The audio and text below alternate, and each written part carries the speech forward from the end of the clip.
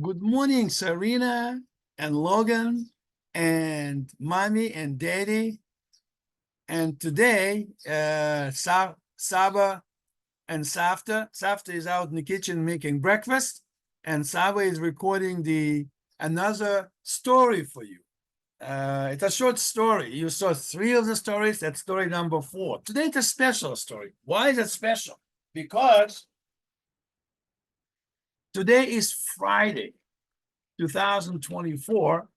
And after this Saturday, which is Shabbat, after the Saturday on Tuesday evening, we're going to sit down for the special meal. It's called Pesah, Passover Seder.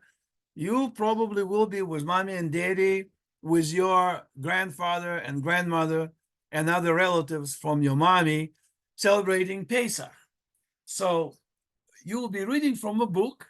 That's a book I have. It's called Pesach Haggadah, the story. That story happened to be not my story, but it's also my story and your mommy and daddy's story and your grandfather's story and the story of all Jewish people that happened many thousand years ago, almost 3,500 years ago.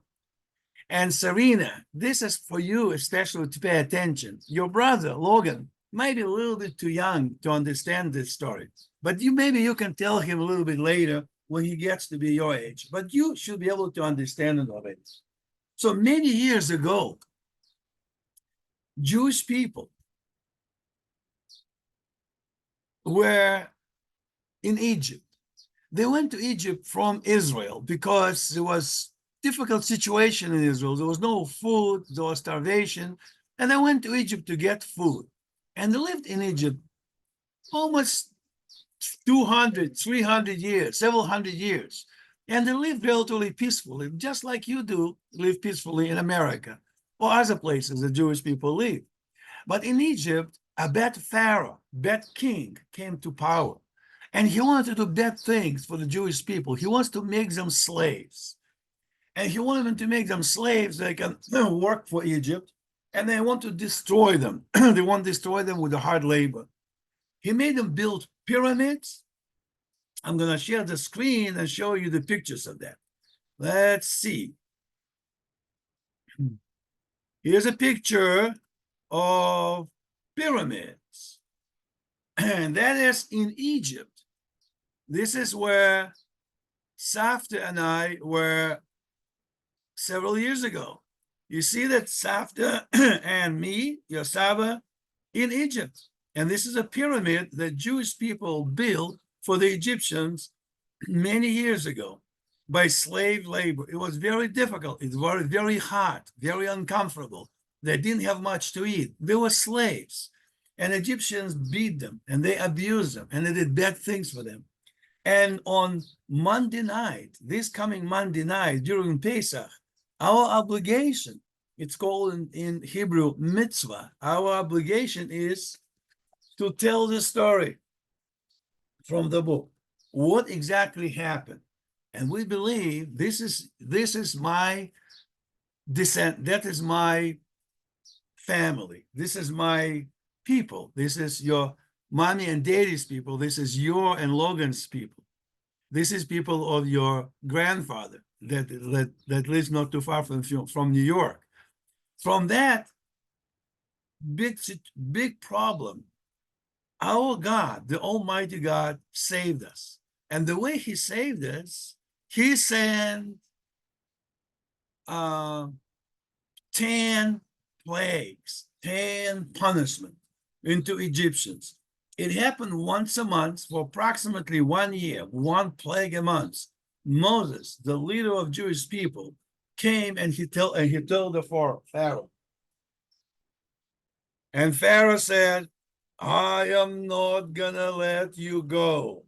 Let my people go, says Moshe. Let my people go. Let my people go. Maybe Donald Duck was also helping Moshe Rabbeinu. We don't know. He was telling us, I want to let Jewish people go to Israel to be free there from Egypt. But Pharaoh said, I'm not going to let them go. I'm going to be mean, mean, mean. I'm going to make them slaves. So God turned Moshe Rabbeinu. Moses came to Pharaoh, the king of Egypt, and he said, God will turn the river into the blood if you don't let Jewish people to leave. And the river became bloody. He was very frightened, but he still didn't let Jews to go. Then Moses came the second month, and he sent another plague. Quack, quack, quack, quack, quack, quack, quack. Frogs, frogs, frogs, frogs, frogs. They were everywhere. They were everywhere in Egypt, and the Egyptian people couldn't even function. It was very difficult. And Pharaoh says, please get rid of the frogs. Tell your God mighty, to eliminate these frogs. Moses said, I'm going to eliminate these frogs, but you have to let people go. Fine, fine, fine, said Pharaoh. I will do it. I will do it. I'll do it. But then he lied. He didn't do that. So the third month, Moses came and God sent lice, bad things. They got all lice all over them, really nasty things. And then Pharaoh said, okay, fine, just get rid of this and I'll let you go. But he still didn't let them go. Then God sent wild animals. He was trying to scare them. And then lions and animals went away, but it still didn't let people go. Jewish people were still slaves. Then God sent the plague on the cattle, and all the kettles, poor kettles, nice cows, and they died, and they couldn't there live there because the cattle said, we don't want to be in Egypt. We don't want to sail there. And of course, Egyptians didn't eat the meat. They were vegetarians. They worshipped animals. So all their gods, animals, were gods to them, and they died. Still, Pharaoh didn't let people go. Then he sent boils, nasty boils to the Egyptian people themselves. And they said, Pharaoh, let them go. Let the Jews go. But no, Pharaoh said, I'm not going to let them go. The next time, plague number 7, was a big hail, thunder, and problems, and dark clouds were coming around, and hail came in, and hail destroyed a lot of the crops. There was nothing to eat. And still, because Pharaoh, he was a king, he had plenty of food. These people were suffering, Jewish people and Egyptians too, but Pharaoh didn't care. So whatever left of the crops in the fields, God sent locusts, and locusts ate all the remaining food, and it was gone. And Egyptians say, please, our gods are not helping us. Our gods are not helping us. They don't care. So Pharaoh still would not listen to them. Then God made darkness. He made it so dark that Egyptians didn't know where to go. They couldn't see anything. Imagine if you close your eyes and there is always darkness, yet they know what to do. But in the land of Goshen, that area of Egypt where Jews live, there was no darkness. Jewish people were okay at that time. And still, Pharaoh didn't let them go. And then entire Egyptian people started to hate the Jews. You bad Jews. Pharaoh said, you're making all this trouble. So God sent the death of the firstborn. And all the firstborn of the Egyptians died. It sounds like a very cruel plague, but it had to be done in order to save Jewish people. Sometimes when you're in trouble, like today, we have some bad people attacking Israel again. Hamas, Iran, you probably heard of it a little bit, maybe too young for politics, but mommy and daddy know. And Israel is now also is coming to Pesah on Monday to save them from all this trouble that the bad people still want to do to Jewish people. And in Egypt, 3,500 years ago, approximately, the deaths of the firstborn, including Pharaoh, his own firstborn died. And finally, Pharaoh said, enough, I'll let you go. And he let them go. And 3 million Jewish people. Actually, there were 10 million approximately Jewish people in Egypt, but 7 million, majority, said, we don't want to leave. We're slaves, but at least we have something to eat. If we leave, who knows what's going to happen to us? So they died, unfortunately, in the plague of darkness. 3 million people, 3 million Jewish people left. And that story is in this book. It's called Pesach Haggadah. Pesach, Passover's Haggadah, which is an entire story. All these stories, all these pictures, you can ask daddy and mommy, and they will show you. And you can read it and you look at the pictures, maybe not as much details as mommy and daddy would read, but you get some feeling for that on Pesach night. On Monday night, when you're sitting for a Pesach dinner, you ask mommy and daddy to tell you about it. Some of it is also in the book that I sent to your father.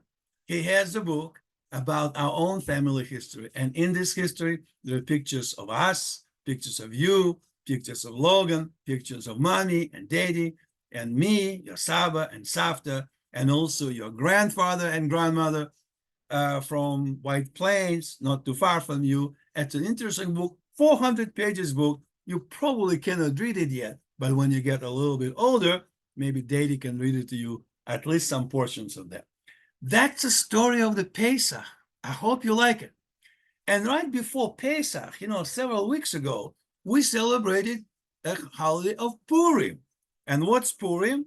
I have a picture of Purim of somebody here that you might know. Do you know who's this little boy in the costume of the king of the Mordechai, the one who saved Jewish people from I was going to say Hamas, of the Haman. Haman came many years later after Jewish people left Egypt and came to Israel. Then there was more trouble happened to them because the bad people still didn't hate the Jewish people, and they wanted to destroy them. And the Mordechai, that's a story of the Purim, which you just went through. Mordechai, and you can see this little boy who is your father.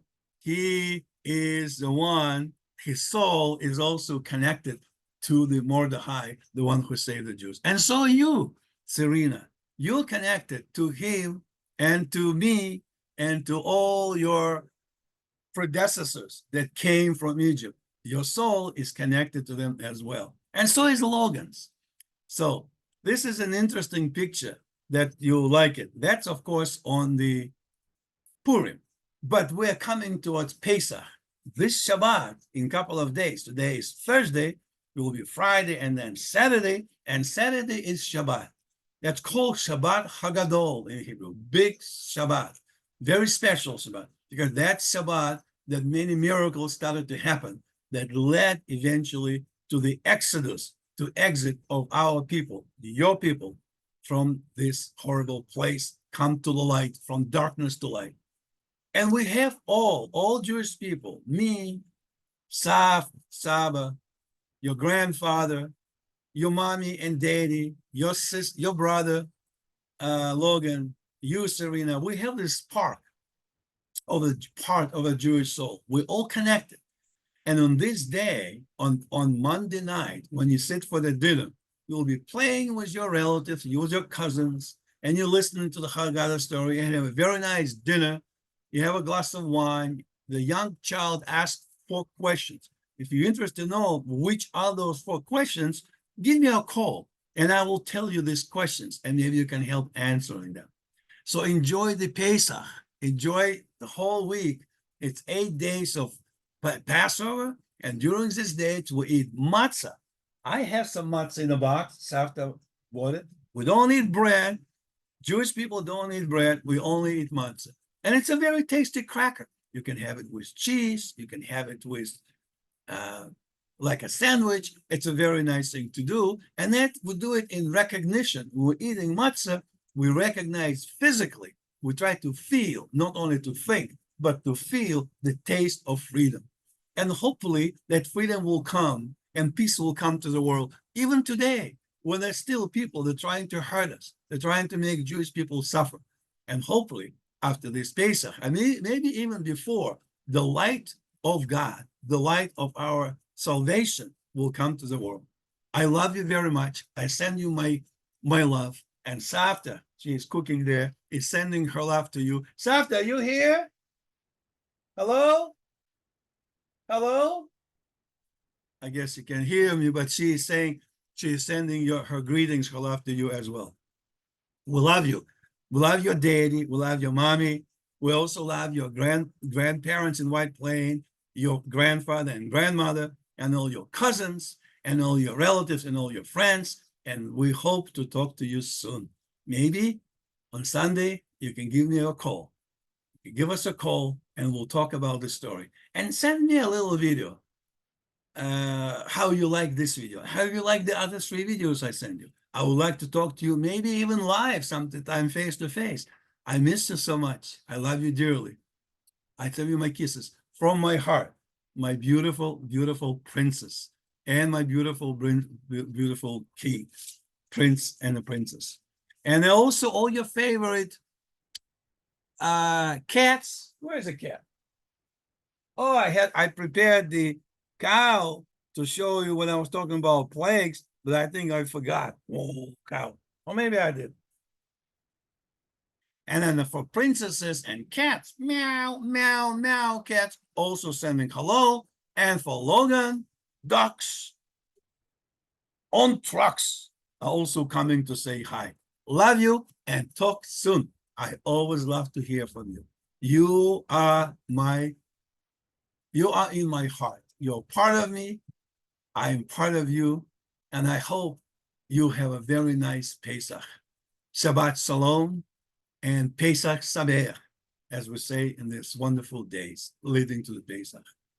Kisses. I love you. Shabbat Shalom.